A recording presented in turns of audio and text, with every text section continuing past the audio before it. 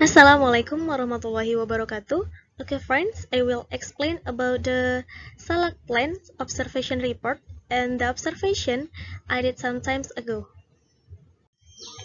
Okay, before I explain about the Salak Plant Observation Report, introduce, my name is Yuliani, with my student identification number is 19231102, and I come from Natural Science Education Class A, and this is the text of the Natural Research Conservation course, with the supporting lecturer is the namely Dr. Skunda Diliarosta MPD. Oke, selanjutnya saya akan menjelaskan mengenai lokasi observasi saya. Nah, saya memilih observasi di kota saya sendiri. Hal tersebut dikarenakan adanya beberapa faktor. Nah, yang pertama adalah pandemi virus corona yang menyebabkan adanya aturan PSBB sehingga jalur keluar masuk kota Padang Sedempuan itu dibatasi. Kemudian yang kedua adalah jarak yang sangat jauh antara tempat tinggal saya dengan beberapa lokasi konservasi yang saya tuju. Nah, maka dari itu saya melakukan observasi di kota saya sendiri, tepatnya di kota Padang Sidempuan. Nah, lokasi observasi saya ini terletak di perkebunan tanaman salak milik warga, tepatnya di Jalan Om Puto Galangit, Kelurahan Losung Batu, Kecamatan Padang Sidempuan Utara, tepatnya di kota Padang Sidempuan, Sumatera Utara. Dan hari saya laksanakan observasi ini adalah hari Minggu di tanggal 23 Mei 2021, tepatnya di pukul 12 siang sampai dengan jam 5 sore. Oke teman-teman, yang pertama yang kita bahas adalah mengenai tanaman salak. Nah, salak adalah merupakan buah yang hidup di lingkungan tropis atau di wilayah tropis seperti Indonesia. Dan Indonesia ini merupakan negara yang sangat kaya penghasil beberapa buah-buahan yang memang sulit dijumpai di pasaran internasional. Nah, salah satu kota yang terkenal sebagai penghasil buah salak ialah tepatnya di kota Padang Sedempuan, Sumatera Utara. Makanya dikenal dengan nama atau sebutan kota salak.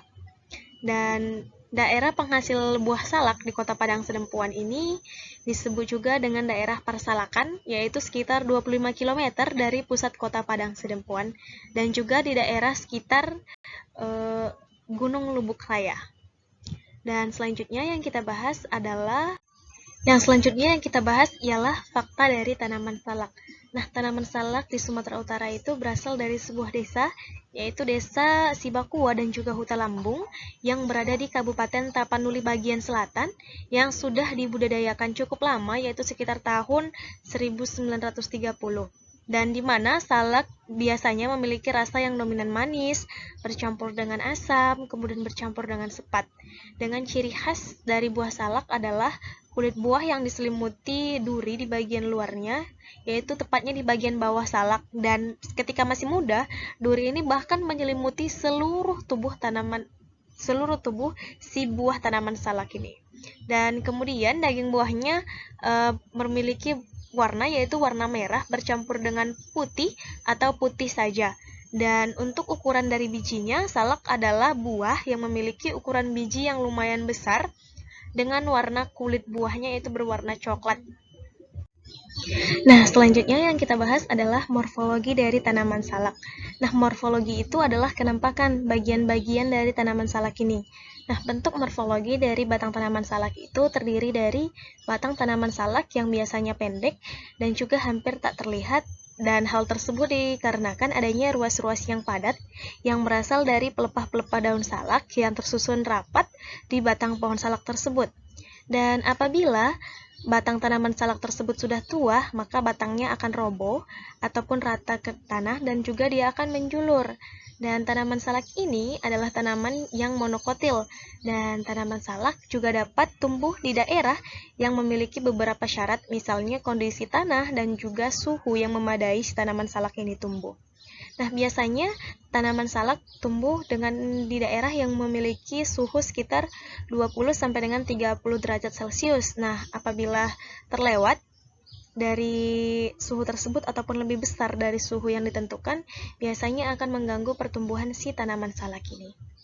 Dan selanjutnya kita akan membahas mengenai tanaman salak yang ada di kota saya, yaitu di kota Padang Sidempuan. Nah, salak adalah merupakan maskot dari kota Padang Sidempuan. Di sini terlihat adanya tugu salak di daerah kota saya, Kemudian di mana buah ini banyak terdapat di Kota Padang Sidempuan, dan buah salak ini biasanya ditemukan di beberapa daerah yang menjadi pusat perkebunan salak di Kota Padang Sidempuan. Di antaranya ada di daerah Hutaim Baru, kemudian di Persalakan, dan beberapa daerah lainnya. Nah, salak khas yang berasal dari Kota Padang Sidempuan ini adalah berupa salak yang berwarna merah, seperti terlihat di gambar ya. Nah, salak merah ini memiliki ciri-ciri khusus ya berupa rasanya, yaitu kombinasi antara manis, asam, dan juga sepat, dan warna buahnya yang kemerah-merahan. Dan kemudian buah salak di Kota Padang Sidempuan ini juga sudah diolah menjadi beberapa olahan khas atau oleh-oleh khas dari Kota Padang Sidempuan. Misalnya menjadi minuman, jadi kue ataupun bolu, kemudian jadi keripik dan juga dodol salak. Dan selanjutnya yaitu kita membahas mengenai budidaya tanaman salak. Nah, selain sebagai tanaman yang buahnya yang dapat dimanfaatkan, salak juga merupakan tanaman yang bersifat konservasi. Nah, kenapa demikian? Karena salak ini biasanya ditanami warga di daerah yang memiliki kontur tanah yang tidak rata ataupun curam. Dan ini bisa menjadi penahan, walaupun perakaran salak itu rendah ya. Tapi dia bisa menjadi penahan, sehingga disebut tanaman yang bersifat konservasi. Dan tanaman salak ini biasanya dibudidayakan masyarakat di Kota Padang Sidempuan. Nah, tanaman salak ini ditanam dari biji, terlihat di gambar. Kemudian ditanam dari biji yang terbaik. Kemudian dapat ditanam secara langsung ataupun ditanam di tempat penyemaian, juga bisa ditanam di polybag. Dan setelah bijinya tumbuh, memiliki daun sekitar 3 buah daun, dan tanaman salak tersebut sudah bisa dipindahkan ke tempat dia ditanam tepatnya, di mana dia yang akan ditanam. Nah, setelah itu tanaman salak akan tumbuh lebih besar lagi. Kemudian dia bisa tumbuh lebih besar lagi. Dan kemudian tanaman salak ini adalah merupakan buah yang tidak memiliki musiman. Jadi tanaman ini setiap tahun itu berbuah, dan setiap bulan itu berbuah, hanya berjarak beberapa minggu saja. Nah, di mana tanaman salak ini untuk perawatannya biasanya hanya pemupukan dan juga pembersihan di sekitar tanaman ini. Pemupukan tanaman salak ini bisa digunakan pupuk kimia ataupun pupuk kandang yang lebih baik untuk tanah. Dan juga satu lagi, tanaman salak ini juga memerlukan pembersihan di pelepah daunnya.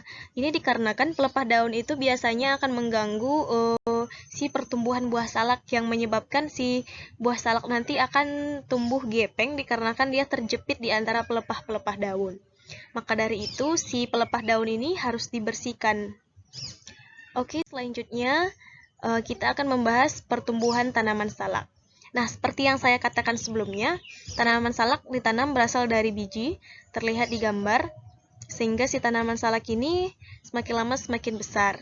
Nah, tapi bila sudah tua tanaman salak ini, yang biasanya lurus seperti ini, dia akan roboh, akan jatuh ke tanah, dan kemudian saat jatuh, si akarnya ini juga akan berkembang di tanah.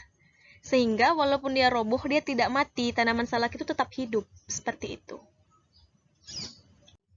Nah, oke teman-teman, di sini terlihat ya bagaimana pohon dan buah salak yang berasal dari hasil observasi saya.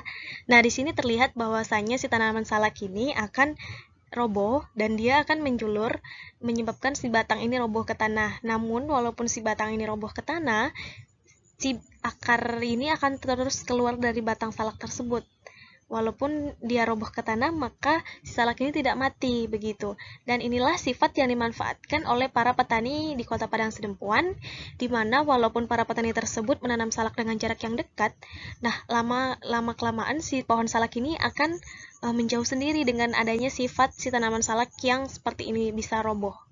Dan di gambar juga terlihat bagaimana tanaman salak yang masih muda, yang memiliki banyak duri di seluruh permukaan kulitnya. Dan di gambar ini juga terlihat bagaimana penampakan pohon salak. Dan pohon salak ini memiliki sangat banyak duri di bagian pelepahnya, pelepah daun. Seperti itu. Baiklah, sekian presentasi laporan observasi tanaman salak di kota saya, tepatnya di Kota Padang Sedempuan. Terima kasih saya ucapkan kepada seluruh pihak-pihak yang telah terkait dalam observasi tanaman salak saya, dan juga yang sudah berpartisipasi, baik itu teman-teman, keluarga, dan khususnya saya berterima kasih kepada Bapak pemilik kebun salak, dan mohon maaf apabila terdapat salah kata dalam penyampaian presentasi saya ini mengenai tanaman salak. Sekian dan terima kasih. Thank you everyone. Wassalamualaikum warahmatullahi wabarakatuh.